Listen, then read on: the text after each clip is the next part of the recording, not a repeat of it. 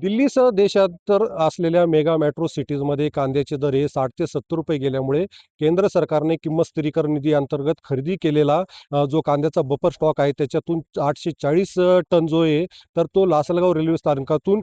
दिल्ली या ठिकाणी पाठवला जाणार आहे. त्यासाठी आपण पाहू शकतात का ही रात्री 12 वाजेच्या दरम्यान 21 बोग्यांची रेल्वे मालगाडी या ठिकाणी आलेला असून गेल्या 17 तासापासून या ठिकाणी जे तर ते NCCF मार्फत या ठिकाणी जो कांदा लोडिंग होणं गरजेचं होतं. मात्र या ठिकाणी जर बघितलं तर कांद्याचे जे प्रतवारी केलेलं नसल्यामुळे, गोण्या पॅकिंग केलेलं नसल्यामुळे या ठिकाणी उशीर झालेला आहे आणि ही रेल्वे मालगाडी या ठिकाणावरनं जाऊ नये याच्यासाठी कुठंतरी एका ट्रकच्या माध्यमातून या ठिकाणी 50 गोण्या ज्या आहेत तर त्या 40 किलोच्या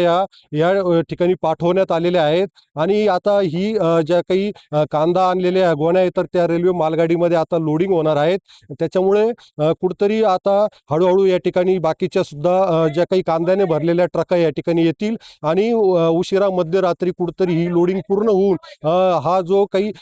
ही रेल्वे मालगाडी आहे तर ही दिल्लीच्या दिशेने निघेल आणि ज्यावेळेस ही मालगाडी दिल्ली येथील आझादनगर या ठिकाणी पोहोचेल त्यावेळेस कुठेतरी खऱ्या अर्थाने दिल्लीकरांना जो आहे तर तो स्वस्त कांदा त्या ठिकाणी उपलब्ध होईल आणि त्याच्या पाठीमागे जर बघितलं तर दिल्लीकरांना या माध्यमातून जरी दिलासा मिळणार असेल मात्र ह्या कांद्याच्या त्या ठिकाणी स्वस्त दरात उपलब्ध झाल्यामुळे कुठेतरी शेतकऱ्यांच्या कांद्याच्या दरामध्ये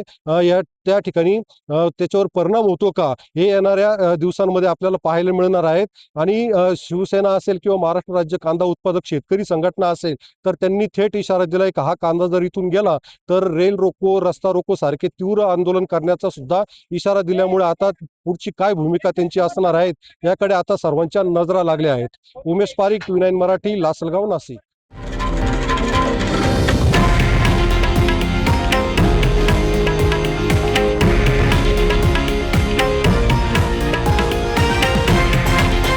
हे आहे देशातील नंबर 1 न्यूज नेटवर्क आणि आपण पाहत आहात TV9 मराठी,